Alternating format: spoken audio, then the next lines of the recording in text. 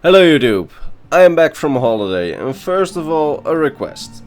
I talked to someone at YouTube and apparently subscribing to someone does not mean that you get to see their videos in your sub box anymore when they come out. Very weird because, well, it defeats the whole definition of subscribing. However, if you want to be subscribed and actually being able to watch my videos and see them when they come out, please click the bell icon that's next to the subscribe button. I had thought that this was the case for a while, but apparently they really just don't pass your videos anymore to your subscribers, and the only reason we subscribe is because of, well, algorithm traction, that's all. So, with that behind us, today we are talking about a story from the First Era, the story of the legendary Archmage Gauldur. You might ask, who is this? I've never heard of him. Well, that's because he was erased from history, so without further ado, let's kick off with his story.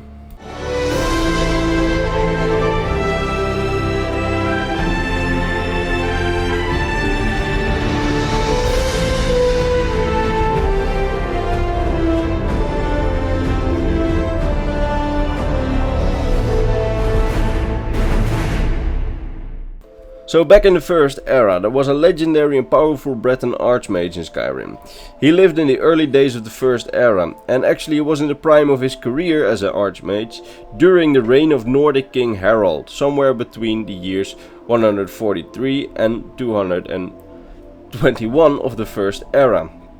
He was a wise and wealthy man, honorable in his dealings and immensely powerful in the arts of magic. His words and his counsel held great influence in the northern lands of Tamriel. He was even revered by a lot of people around Tamriel for its great wisdom, by men and mer alike.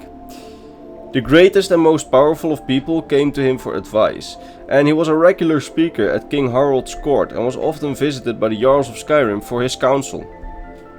What his exact achievements were during his time, well, that did not survive the ages. We don't know what he actually did, as we have no other memory of him other than his mystical great power and wisdom. His class in the creation kit, however, that of his spirit, is Conjurer, so we can only assume that he was, well, particularly powerful and knowledgeable in the magic school of conjuration. So this means that Archmage Gauldur was in fact a conjuration master. Gauldur had three sons, Yrick, Mikrul, and Sigdis. I really can't pronounce these things. Even though their father was a Breton, they have Nordic names, which leads me to believe that their mother must have been a Nord, since, well, what happened to their mother we don't know. She was the wife of Archmage Gauldur and she's actually nowhere mentioned in lore, but since their children were Nords and had Nordic names, it must have meant that she was a Nord, but other than her existence, we don't know anything about her. They were all great mages in their own right, the sons. However, they could never become more powerful than their father, always remaining in his shadow. Nobody, not even his sons, knew what exactly made their father so powerful. And the fact that his sons did not possess that kind of power made them resent their father and the institutions that he worked with. And their resentfulness soon made place for real evil, wanting to do everything to gain their father's power and destroy the institutions that respected him so much but not respected them. One day, one of the sons, the oldest one, Yrick, discovered that their father's secret to his power was actually a magical amulet that he wore all the time. It was an amulet of great power, which gave him a great increase in power, which put him in the position to do all the great things he was apparently famous for. After this discovery, the three sons conspired to take the amulet for themselves and finally surpass their father and use their powers with the amulet for their own evil deeds instead of good, like their father had done. They then killed their father in his sleep and took the amulet. They split the amulet in three pieces, each son took a piece, and with their newfound power they wreaked havoc on the villages and inhabitants of Skyrim. These evil deeds actually caught the attention of High King Harald of Skyrim, who sent a small army of battle mages that were very powerful, led by his personal battle mage Lord Geirmund, to stop the three evil brothers. After a long campaign against the brothers, in which many of the army's mages died, including the leader Geirmund himself, the brothers were finally defeated. Each of the brothers' corpses was locked away with their amulet piece in places where Harald hoped that they would never to be found. After the brothers were sealed away, Harold remained afraid that the amulet would one day be united by another evil force. Thus, as extra protection for the amulet, he ordered all the records of Gauldur, his sons, his wife, his family and all his deeds to be destroyed. He truly erased Gauldur from official history, and long was he forgotten by everyone. But the ancient legend of Gauldur and his amulet and his great powers he got through the amulet survived through means unknown. Probably from mouth to mouth, like grandfathers telling this story to their grandchildren, local town crazy people ranting on about the ancient amulets. We don't know how the legend survived, but probably a bit like that. And by the 4th era the legend was once again recorded, this time in a book of lost legends written by an archivist of Winterholt's College who was looking to record all of Skyrim's old tales. And this legend actually got into the book.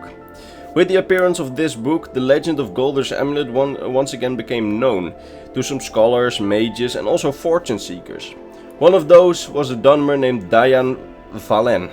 I'm not good with the Elder Scrolls names. He was a Dunmer mage who pursued the legend and was desperate to obtain the amulet, for its great power. He traveled all over Tamriel to find out the truth about the legend, and he also set out to find artifacts that could help him, and eventually he found the Ivory Claw that would grant him access to the tomb of one of the Gauldur brothers. Unfortunately for him, he died there in the tomb, slain by the Draugr that were protecting the body of the brother.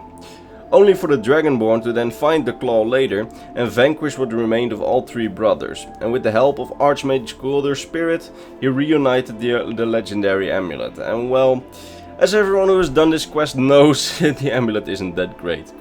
The only thing it does is add 30 points to magicka, stamina and health. It's a nice amulet at earlier levels, but I usually find it, well, pretty useless at higher levels.